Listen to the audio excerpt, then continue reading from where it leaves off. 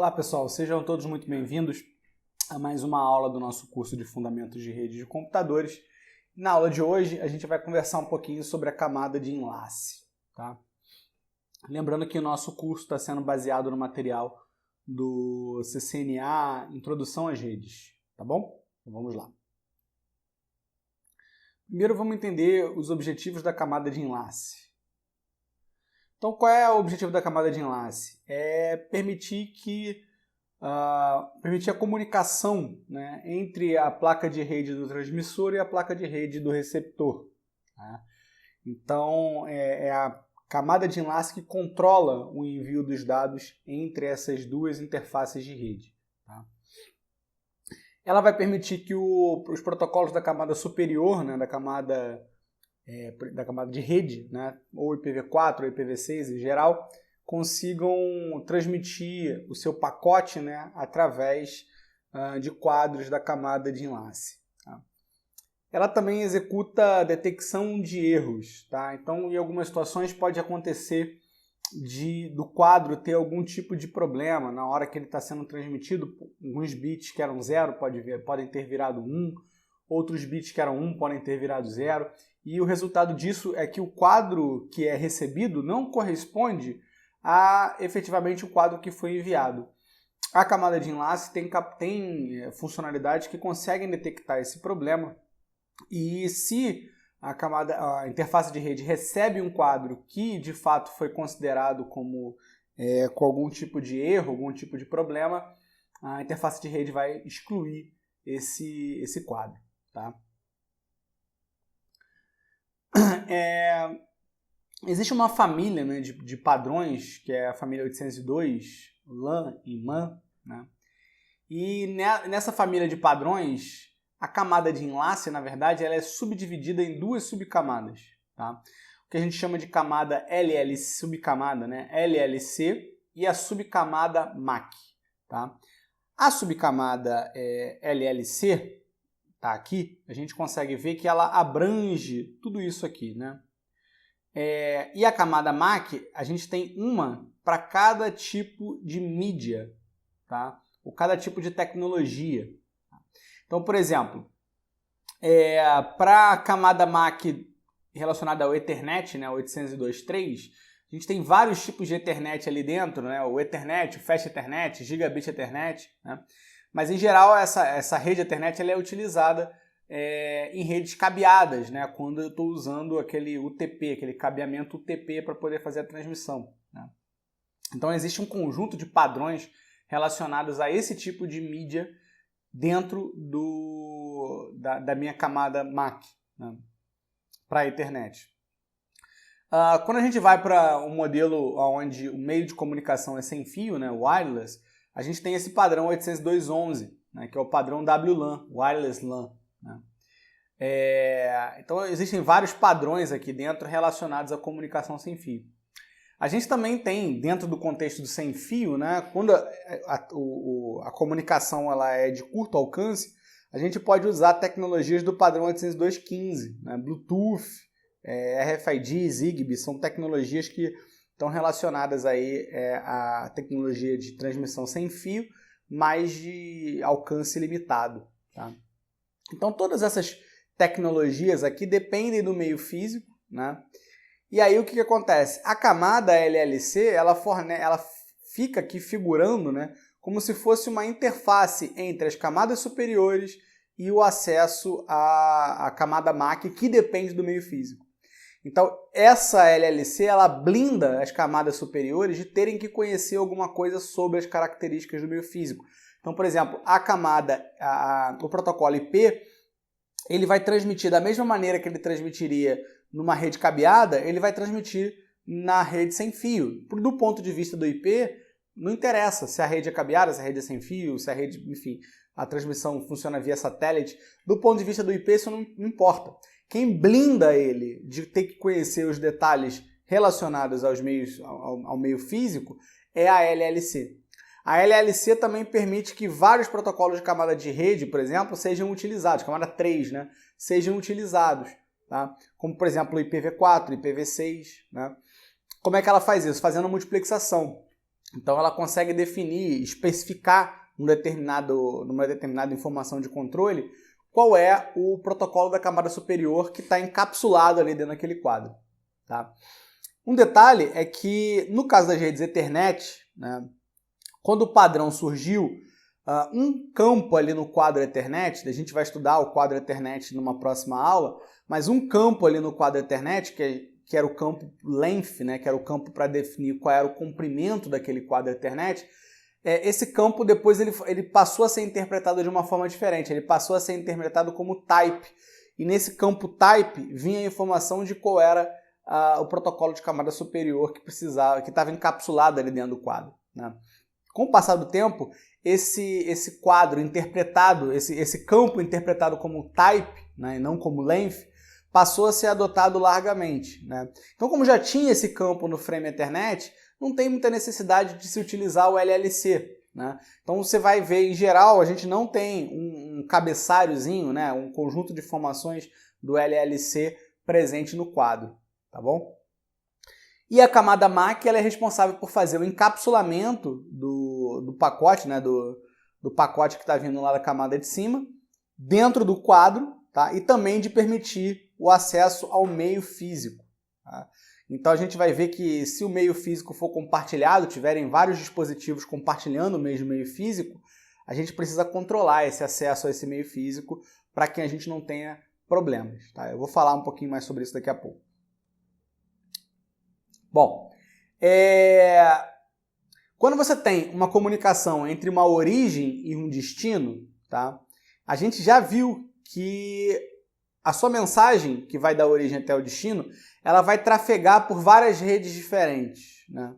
Toda vez que ela cruza um roteador, que a mensagem cruza um roteador, né?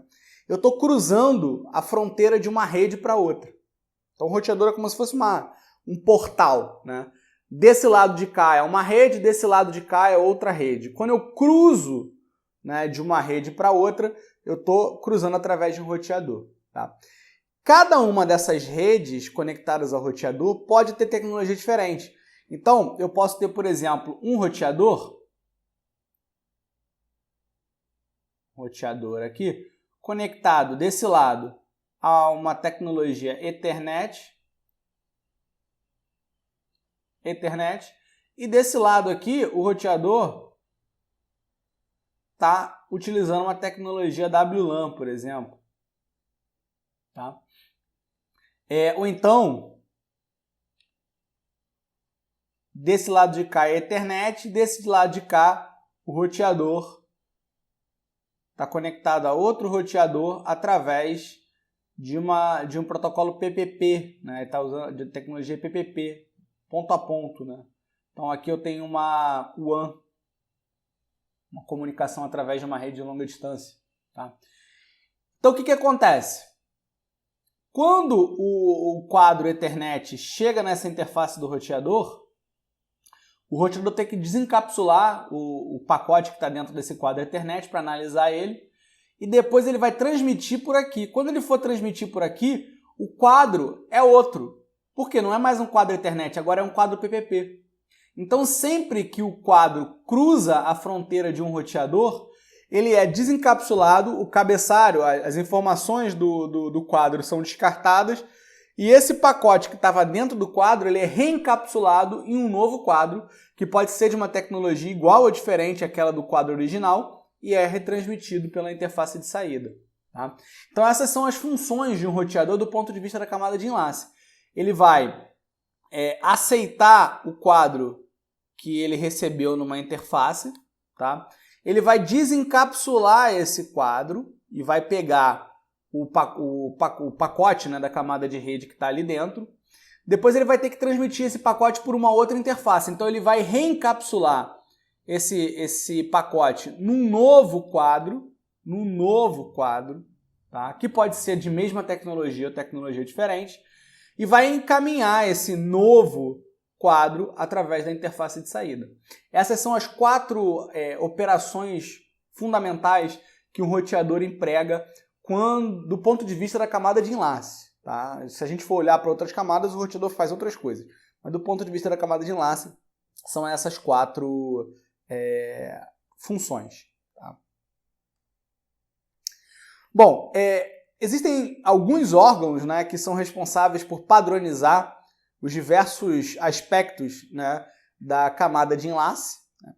Um desses, a maioria deles são órgãos relacionados à engenharia eletrônica, engenharia elétrica, né, ou telecomunicações. O I3E é um deles, né? O I3E, como vocês viram lá, I3E é 802, 802.3, 802.11, 802.15, né? São padrões definidos pelo próprio I3E. ANSI, ITU, ISO, são todas entidades que padronizam vários aspectos relacionados à camada de enlace, né? E na camada da camada de rede para cima, né, na verdade, quem estabelece os padrões, em geral, é o IETF, né, através de documentos chamados Request for Comments, ou RFCs. Né. Mas do ponto de vista da camada de enlace, a gente tem todas essas entidades aí estabelecendo vários tipos de padrões diferentes. Tá. Bom, topologias. A gente já falou isso em uma outra aula, mas a diferença de topologia física para topologia lógica é que na topologia física a gente está preocupado com, de fato, a instalação física dos equipamentos, onde os equipamentos estão localizados, né? Como eles de fato estão interligados. É isso que é a minha preocupação quando eu falo topologia física. Já quando eu me refiro à topologia lógica, eu estou querendo saber coisas mais não tão físicas, mas, enfim, como o nome já sugere, lógicas, né? Então, por exemplo, eu agrupo os diversos dispositivos não em relação ao lugar onde eles estão instalados, mas sim a rede a qual eles pertencem. Tá? Então, um exemplo aqui, ó, essa topologia é uma topologia física. Se a gente for olhar aqui, a gente vai ver que esses roteadores aqui, ó, a gente vai ver que esses servidores aqui, eles estão todos no mesmo rack. Né? Rack 2, Rack 2, Rack 2... E cada um está na sua prateleira, prateleira 1, prateleira 2, prateleira 3. Então, essas informações aqui, eles estão agrupados, né, de acordo com o rack que eles pertencem. Então, repara que esse roteador também está no rack 1, esse switch também está no rack 1, e esse switch aqui também está no rack 1. Então, todos esses switches aqui estão no rack 1, eles estão agrupados pelo rack aonde eles estão. Tá? Aqui, a gente também está agrupando baseado no rack, também estão no rack 1 aqui. Tá? Esses três carinhas aqui também estão no rack 1. Tá? Só que as salas são diferentes. Repara aqui, ó. Aqui a sala é 2158. Esse tá todo mundo no rack 1 da sala 2158. Aqui esses caras estão no rack 1 da sala 2124. Tá? Aqui também tem uma outra sala, 2159. Então aqui a gente está dividindo em salas e em racks. Ou seja, a gente está preocupado aonde esses equipamentos estão de fato instalados. Quando a gente vai para a topologia lógica, a gente não está mais preocupado com isso. Então, quando a gente olha para cá, a gente vai ver que esses equipamentos, né, eles não estão mais agrupados pela sala ou pelo rack, eles estão agrupados pela rede ao qual eles pertencem. Tá? Então, todos os equipamentos aqui estão na rede 92.168.10.0. Tá? Podia ser, por exemplo, se eu voltar aqui, ó, podia ser que dois computadores aqui, eu não vi se é o caso, mas dois computadores aqui tivessem no mesmo rack, mas pertencendo a redes diferentes. Então, nessa topologia aqui, eles não estariam agrupados. Tá? Aqui tem 3 servidores, deixa eu ver, aqui também tem 3, né?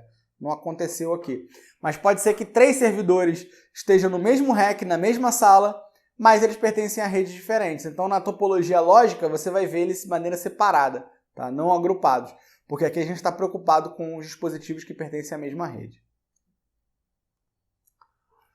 Bom, quando a gente fala da tecnologia WAN, que são tecnologias de longa distância, né, o objetivo da WAN é basicamente interconectar LANs. Então, é permitir a interconexão de redes locais. Tá? Existem vários tipos de tecnologias WAN, tá, que a gente pode empregar. Uma delas é a própria internet. A internet pode ser vista como uma WAN, né, porque basicamente você consegue conectar a sua LAN a outra LAN através da internet. O problema da internet é que é uma rede pública, então todo mundo está conectado àquela rede. Né? E quando você fala de WAN, em geral você está querendo conectar, por exemplo, filiais de uma mesma empresa. Né? E aí você não está querendo que todo mundo esteja conectado naquela mesma rede porque é uma coisa mais privada. Né? E existem vários tipos de topologia que você pode utilizar numa rede WAN. Então aqui a gente tem as redes WAN ponto a ponto sendo representada por esse carinha aqui, né? Nas redes WAN ponto a ponto, a gente tem uma simplificação do protocolo ponto a ponto ali, do protocolo que é utilizado na camada de enlace, né? Por quê? Porque não existe necessidade de você ter endereçamento ali, endereço de origem, endereço de destino, né? Dado que a origem transmitiu uma determinada mensagem, um determinado quadro, né? Aquele quadro só pode ter como destino o outro dispositivo, porque só tem dois, né? Então a coisa fica um pouco mais simplificada nesse caso, tá? Uma outra topologia que também é usada é o Hub and Spoke, tá? Aqui parece uma topologia em estrela, né, que a gente vai olhar depois, mas a ideia é o seguinte, esse cara aqui ele funciona como um hub, tá? Então, qualquer outro dispositivo que esteja na minha rede, qualquer outro carinha, por exemplo, esse ou esse, eles não se falam entre si. Para eles se falarem, o quadro tem que ser transmitido através do hub. Então, se esse cara quer falar com esse aqui, ele vai transmitir a mensagenzinha que vai ser propagada pelo hub, tá? Se ele quer falar com esse de baixo, a mesma coisa. Ele manda a mensagem, essa mensagem vai ser enviada para o destinatário pelo hub, tá? Uma outra tipo de topologia é o que a gente chama de topologia em malha. Essa topologia em malha ela é boa do ponto de vista de redundância, né, de resistência à falha, porque se um determinado link desse falha, a gente ainda tem outras possibilidades de acessar os mesmos dispositivos. A gente tem vários caminhos de um ponto ao outro, tá? Porém, é muito mais caro você montar uma rede de topologia em malha desse jeito, porque o número de cabos que você tem que ligar, né, ele cresce muito com o número de nós que você tem na rede, tá? Então não é uma topologia muito barata, tá? Ela é indicada quando você realmente precisa de redundância, de resistência à falha de todo jeito possível, tá?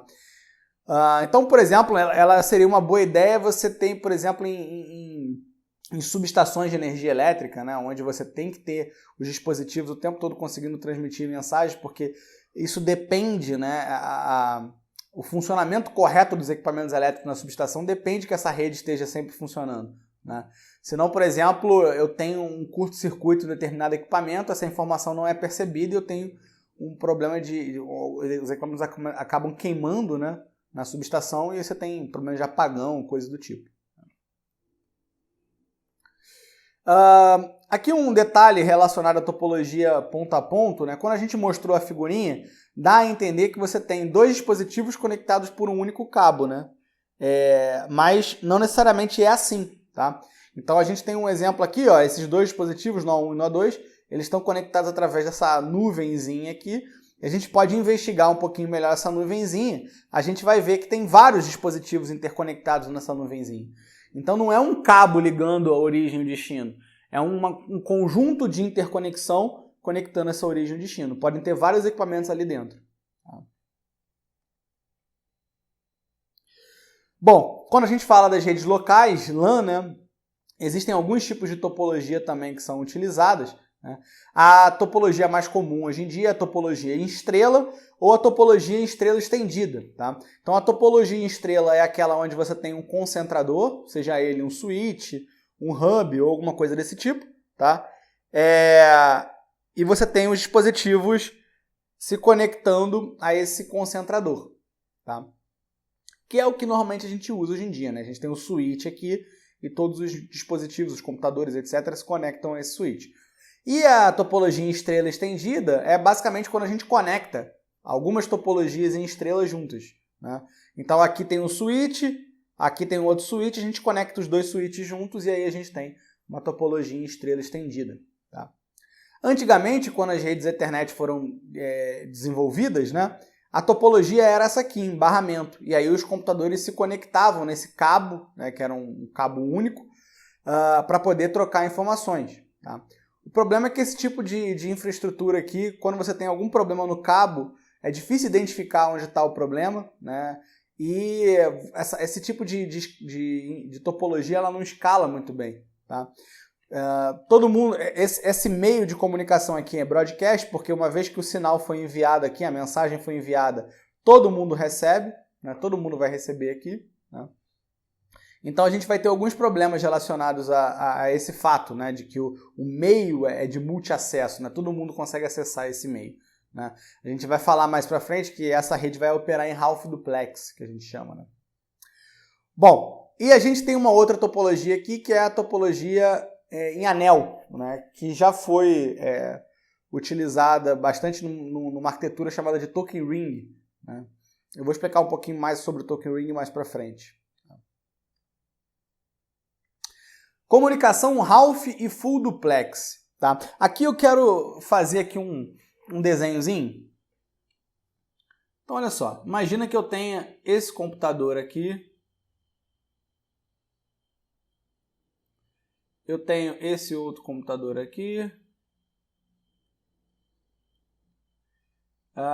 E eu tenho, enfim, vamos supor esse outro. Tá? Esses computadores estão ligados através de um concentrador.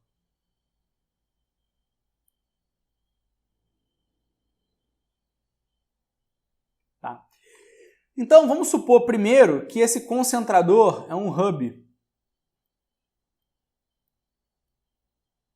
É um hub. Tá? O que o hub faz? Como é que é o funcionamento do hub? Quando esse cara aqui, que eu vou chamar de A, quer mandar uma mensagem para o B, ele vai enviar esse quadro através do hub, e tudo que o hub faz é enviar esse quadro para todo mundo, menos para o cara que originou o quadro, né? Menos para o remetente desse quadro. Tá? Então, o hub é um dispositivo de camada física que basicamente o que ele está fazendo aqui dentro é interligar os cabos. Tá? Então a gente poderia desenhar aqui o hub.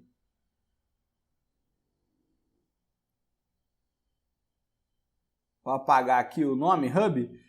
A gente poderia desenhar o hub como uma infraestrutura aqui, né, que basicamente faz isso aqui, ó. Interconecta esses cabos. Tá? Então isso é o hub. Então o que acontece? Quando você está se comunicando utilizando um hub, como está aqui, a gente diz que a sua rede está funcionando em half duplex. Então essa é uma rede funcionando em half duplex. Todos os computadores que estão conectados a uma perninha do hub, todos esses carinhas aqui, formam o que a gente chama de domínio de colisão.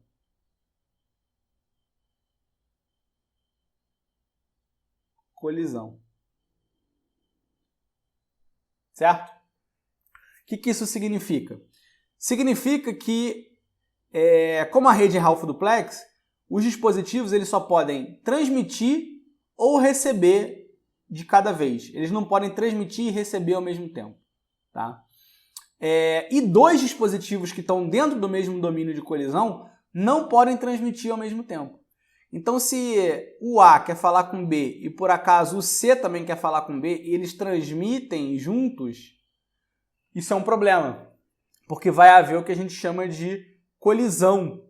Tá? Esses dados, esses quadros, eles vão colidir. E quando a gente tem uma colisão, o resultado dessa colisão é uma informação que ninguém consegue entender. Tá?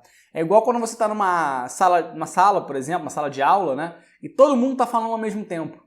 Como todo mundo está falando ao mesmo tempo, essas informações estão colidindo e aí ninguém consegue entender direito o que os outros estão falando. Tá? Então, isso é o problema de colisão. Isso acontece quando você está dentro de um domínio de colisão e operando no que a gente chama de half duplex. Tá? Então, isso aqui está todo mundo dentro desse mesmo domínio de colisão. Tá? A gente vai ver que quando a gente está dentro do mesmo domínio de colisão, esses dispositivos, esses computadores, né, eles precisam rodar um protocolozinho chamado CSMA-CD. Vou falar mais para frente sobre ele. CSMA-CD. Tá? Basicamente, esse protocolozinho é para evitar que dois caras falem ao mesmo tempo. Tá? Então, por exemplo, quando o A quer mandar uma mensagem, né, quer mandar um quadro, ele primeiro escuta o meio para ver se tem alguém falando. Né? Se tiver alguém falando, ele se cala, ele não fala. Tá? E aí, se não tiver ninguém falando, ele vai tentar transmitir. Mas ele transmite e fica escutando. Se ele ouvir que alguém transmitiu junto com ele, ele fala, olha, aconteceu uma colisão. Eu estou transmitindo e alguém transmitiu junto comigo. E aí, como aconteceu uma colisão, o A ele vai enviar um sinal muito forte na rede, que todo mundo consegue escutar, e todo mundo vai sortear um número aleatório que vai representar um tempo que eles vão esperar até que eles possam tentar transmitir de novo.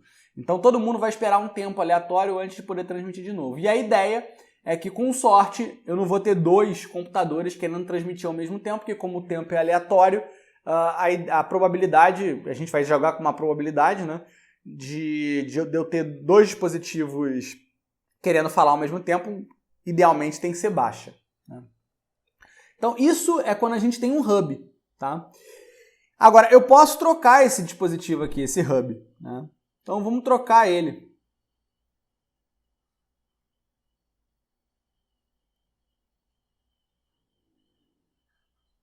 Apagar aqui.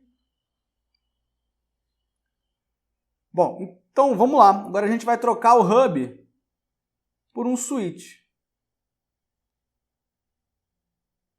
Switch, tá? O switch já é um dispositivo mais inteligente. A gente vai ver depois melhor como é que ele funciona. Mas ele é um dispositivo mais inteligente. Dado que o A está enviando uma mensagem para o B, se o switch já estiver funcionando por algum tempo, ele vai só encaminhar para o B, né? Ele não vai encaminhar para o C também.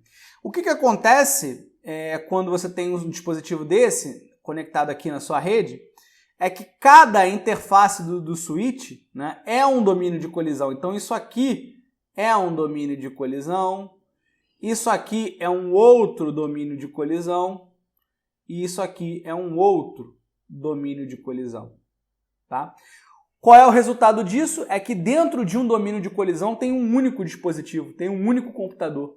Se tem um único computador dentro de um domínio de colisão, isso significa que colisões não acontecem, tá? Então, quando eu estou trabalhando com um switch, eu não tenho colisões aqui dentro.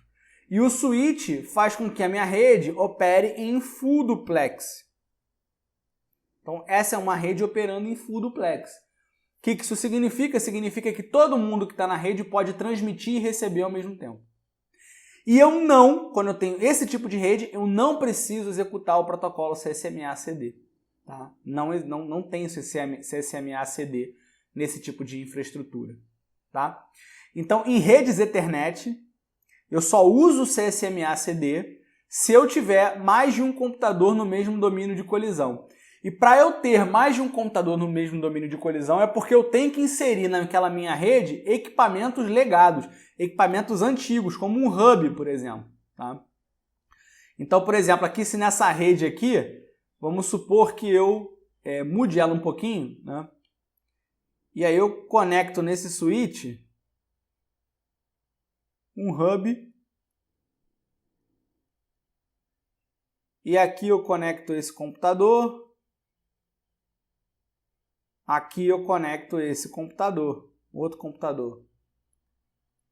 Tá, são dois computadores aqui.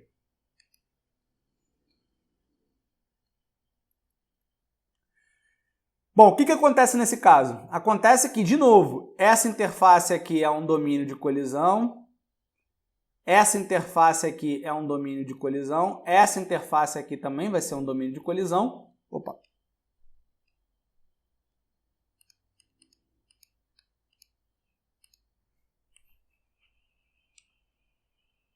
Achei. Então, essa interface aqui também vai ser um domínio de colisão, essa também vai ser um domínio de colisão separado, e essa também vai ser, mas aí agora, ó, isso tudo aqui faz parte de um domínio de colisão. Então, no total, eu tenho 1, 2, 3, 4 domínios de colisão. Só que aqui dentro, eu tenho dois computadores no mesmo domínio de colisão. O que vai acontecer com esses computadores aqui? Eles vão operar em half duplex, vão ter que executar o protocolo CSMA-CD porque tem dois computadores dentro do mesmo domínio de colisão. Já esses computadores aqui de cima, o A, o C e o B, cada um está no seu domínio de colisão separado, então eles não precisam executar o protocolo CSMA-CD e eles não precisam operar em half duplex, eles podem operar em full duplex. Tá? Operar em full duplex tem um calhamaço de vantagens. Tá? Você não precisar executar o protocolo CSMA-CD já é uma vantagem, porque ele gasta tempo, né? Ele fica impedindo que você consiga acessar o meio. Né? E operar em full duplex significa que você pode transmitir e receber ao mesmo tempo. É como se você dobrasse a sua largura de banda. Tá? Beleza, pessoal? Tem que ficar claro para vocês. Tá?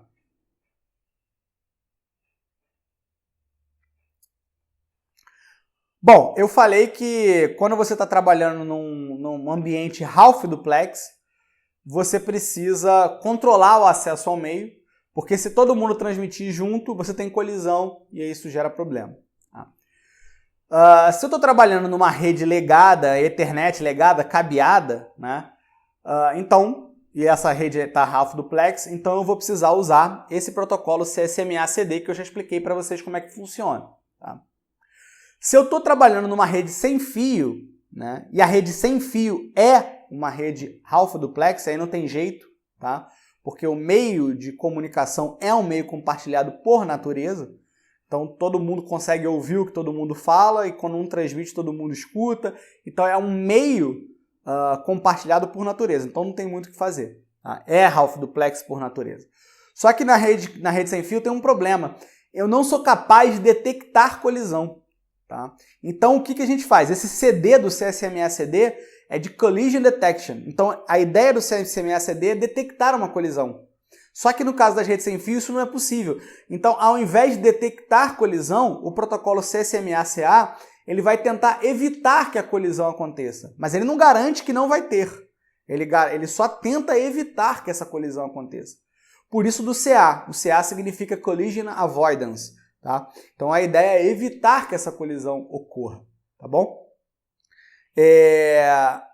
Então esses dois protocolos eles funcionam baseado em contenção, são controle de acesso ao meio baseado em contenção. Os dois vão funcionar de uma maneira parecida do ponto de vista da contenção, ou seja, se uma colisão se for suposto que uma colisão ocorre, né?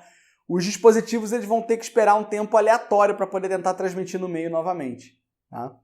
No caso do acesso controlado, cada dispositivo tem uma fração de tempo para poder transmitir e usar aquele meio de comunicação. Tá? Então, um exemplo desse tipo de acesso controlado é o que a gente chama de token ring. Então, no token ring, a gente tinha uma topologia em anel, desse tipo aqui. Né? Tinha um computador aqui, um computador aqui, um computador aqui, um computador aqui. Então ficava aqui dentro, né, nesse anel, né, ficava correndo um token, que era vamos pensar num quadrozinho pequeno, né, era um token. Toda vez que alguém quisesse transmitir no meio, ele precisava capturar o token primeiro. Então ele pega o token e aí ele tem o tempo para poder transmitir. Então, por exemplo, se esse computador A quer mandar uma mensagem para o computador B, a primeira coisa que ele tem que fazer é, quando o token chegar nele, ele captura esse token. E aí ele pode transmitir, porque ele tem o token. Depois que ele terminar de transmitir as mensagens para B, ele vai lá e libera o token de novo na rede, o token passa a circular outra vez. Tá? É um meio compartilhado esse cara aqui também. Então, a mensagem que esse cara aqui manda vai chegar nesse aqui, vai chegar nesse aqui também, tá? Porque é um meio compartilhado também. Beleza. Então agora ele está falando mais especificamente dos protocolos de acesso ao meio, né? O CSMA-CD, que eu já expliquei, né? É um protocolo que vai detectar se uma colisão acontece, né? E quando a colisão acontece, ele vai fazer com que todos os dispositivos naquele domínio de colisão selecionem um número aleatório, que vai ser o tempo que eles vão ter que esperar até que eles possam tentar transmitir de novo naquele meio de comunicação. E a gente tem o CSMA-CA, como eu falei para vocês, ele é utilizado nas redes 802.11, nas redes Wi-Fi, né? Ele é um protocolo que nessas redes sem fio a gente não consegue detectar a colisão, então ele é um protocolo que o objetivo é evitar que a colisão aconteça, né? Ele funciona um pouco diferente do CSMA-CD. Ele utiliza uns pacotinhos o primeiro é chamado de Request to Send e o outro é chamado de Clear to Send, né? Então, quando alguém quer transmitir, ele pede o acesso ao e-mail dando request to send, né? E ele pode transmitir se ele receber um pacotinho chamado clear to send, né? E aí ele pode transmitir no meio. Agora, a colisão pode acontecer, porque um dispositivo ele pode não estar ao alcance, por exemplo, do cara que mandou o request to send e do cara que respondeu com clear to send. Então, ele não ouviu nem o request to send, nem o clear to send. Então, ele pode acabar transmitindo naquele meio de comunicação e gerar uma colisão, tá? Então, o CSMA/CD ele não vai detectar a colisão e ele não acaba com a colisão, mas ele tenta evitar que a colisão aconteça. Bom, quadro da camada de enlace. Nessa aula a gente vai falar do quadro de uma maneira mais alto nível, sem entrar num formato específico, porque aí depende da tecnologia que está sendo utilizada.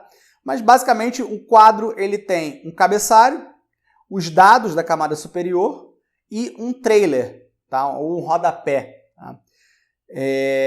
Os campos que você vai ter no cabeçalho e no trailer vão variar de acordo com a tecnologia que está sendo empregada. Então aqui tem um exemplo de um quadro abstrato, de um quadro geral, tá?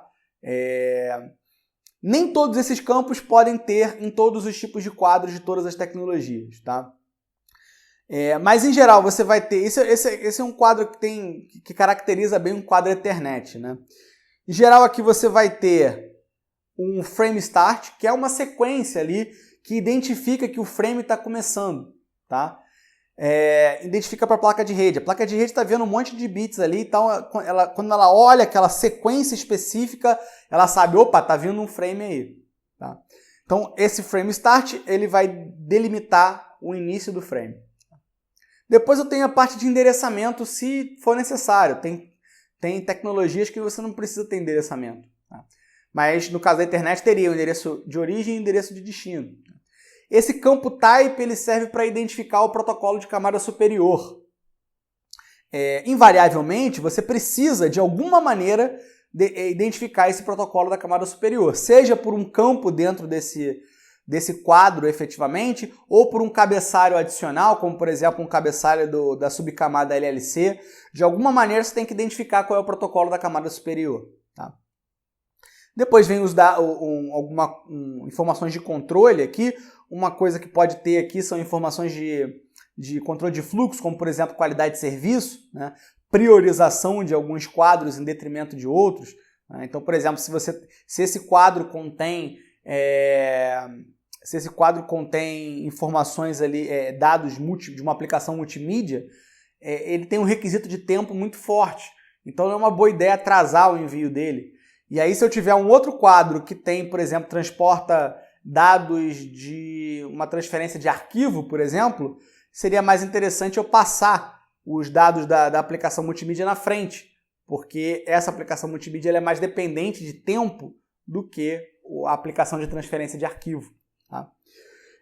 Os dados em si, né? A gente aqui no trailer, né? Essa aqui é a parte do trailer, em geral vai ter um código aqui, um número aqui que vai ser utilizado para poder fazer a verificação da integridade daquele quadro, se aquele quadro realmente é o mesmo quadro que foi enviado pelo transmissor. Né? E a gente tem mais uma sequenciazinha aqui que, em geral, identifica que o frame acabou. Aquele frame ali acabou. Então, para a placa de rede, quando ela vê aquele padrão, ela fala, beleza, o frame já terminou. Tá bom?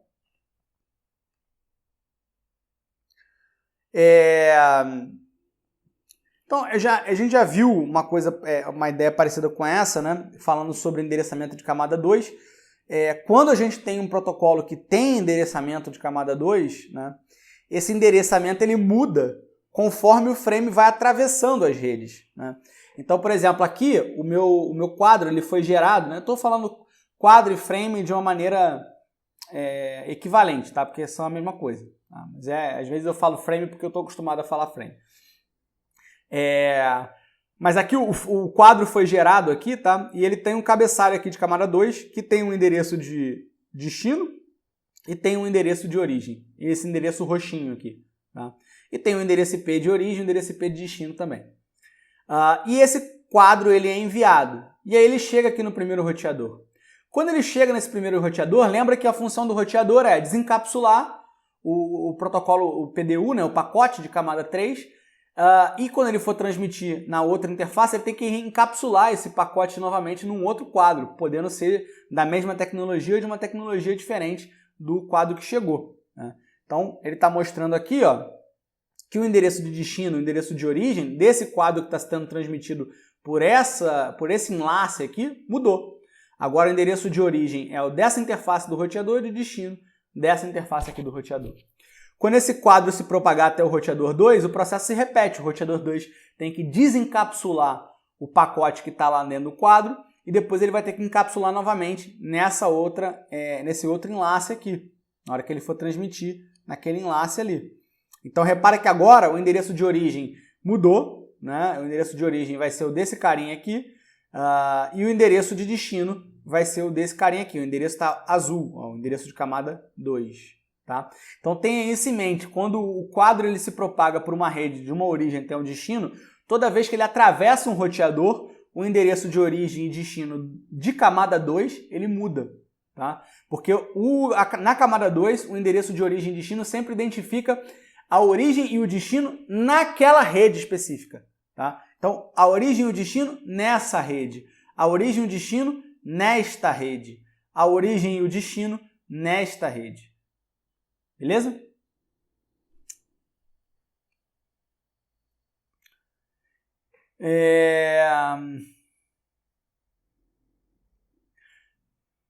Então, falando aqui em relação a algumas observações, né, em relação aos quadros, né, LAN e WAN, ele está falando aí que a topologia lógica e a mídia física determinam o protocolo da camada de enlace usado, né?